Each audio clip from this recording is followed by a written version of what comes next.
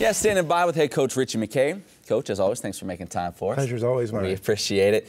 Yeah, an 8-win improvement this year as opposed to last. You got the first 20-win season since the 08-09 year. A lot of accomplishments throughout the year. But for you personally, what are you most proud of about this team and about this season? That's a great question. You always say that. you know, lead off with you such need good to be questions. a little bit. You use that too much. I'm not buying it. Did you prepare for this? A little, just a little. Yeah, you know, a lot to be proud of with this group. Yeah. Just because, first and foremost, their representation of their last names, our basketball program, athletics department, university. I think our guys truly have a pursuit of being fully invested in the mission of our university, and I love coaching them. They're obviously not perfect. Sure, we need more talent. We need better coaching. We need all that. But they're fun to do life with, and they feel like we're just a part of the fabric of our student body, and I love that. We're just a part of the body, and so I think I'm most proud of that. Obviously, you can't coach without that desire to want to win and be competitive for conference championships and beyond. And we're steadily growing and moving towards that. You finished the year 19th in the nation in scoring defense. You've preached defense ever since you got here. Grade that for me. I know coaches, you're always nitpicking. It's your job to always try to find where you can get better. Yeah. Grade your defensive performance on the season as a whole if you can. Yeah, well, I want to win more than I want to be top-ranked defensively, but I think the two are congruent with one another. And for us, every year you do the pack defense, you get better at it. And I think we did that. I think we got better in terms of our execution of our system. You know, when we were at Virginia, Joe Harris, Justin Anderson, Malcolm Brogdon, some of those guys that are in the league now, it takes a while for you to get the nuances of this defense. So I'd say we graded out at a B or better. We got better defensively, and I think that's reflected in the numbers.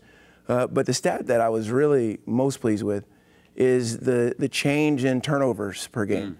We improved dramatically, and when you're getting a shot at the basket every time when you're on offense, that always helps in terms of your equation or formula to success. So I feel like we're trending in the right direction, but certainly still have a long ways to go. I've thrown out the idea, you know, we've heard of Lob City, Dunk City. Could we go Pack City? Could we try that? Could we get it on a T-shirt or no? No, that's a bad idea. Okay. Have you been talking to Rhett? It was actually Rhett's idea. Yeah, it's Rhett's idea. That doesn't surprise me. I didn't want to throw him under the bus like that. Doesn't surprise you. You know, it's Tony Bennett's defense, and we are stealing it in its entirety. So if they're Pack City, that's got to be in Charlottesville. Okay, fair enough. Fair enough. You're doing a good job ripping it off. Thanks for the try. Yeah, I appreciate it. We're good stealers. Yeah, we're good that's thieves. Right. That's all right. Yeah, thanks. Young team again you had this year. Is there a guy or two, and I know coaches hate singling out guys, but maybe that you saw progress or take a big jump throughout the year more so than maybe some others? Maybe that it caught on or you saw it maybe click during the season? Yeah, Georgie Pacheco Ortiz. He had a fabulous freshman campaign. That young man, I've said it before, he's a Big South version of London Parantas in the ACC, and if he has any semblance of London success, we're going to be really pleased at our direction. He had a great year. Mayo Baxter-Bell, I thought, showed flashes of brilliance. He really did. Somebody that you didn't see and you couldn't evaluate, Scotty James, made some big strides. Excited to see him. Yeah, but I think the whole group, Matt, they did a good job of pursuing that improvement, which is foundational to what our program stands for. And I think it'd be unfair to say it was just those guys because it was a team effort. You know, Ryan Kimwright, who would have imagined he'd be our team's leading scorer and play 30-some-odd minutes a game. We couldn't win without him.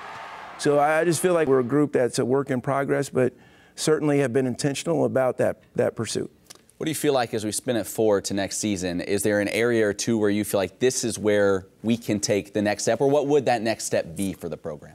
Yeah, we got to beat Asheville, Winthrop, those who remain above us in the conference race, and if we are going to contend for a championship. But there's really good coaches in this league and really good players. And I think our continued investment in the development of our guys and continue to recruit well, I think that will help us grow and take steps towards our desired outcome. But again, for me, I'm not going to base it on what our record is. Where we are in the standings, I realize as a coach you're judged on that. I just want our program to bear fruit. I want us to be young people that are a testimony to this campus and its outstanding leadership, but also that we are dire competitors towards what we want and what we dream about. And the outcomes, the results, it's a hard barometer if those are your only measures of success. So I want to make sure we stay balanced in that, and hopefully that is reflected in our program and our young men. I know there really is no off season in college coaching. Coaches don't like it when you say, "Oh, what are you doing this off season?" Yeah. You're always working. But for you, what do the next couple of months? What does that look like this time of year for you?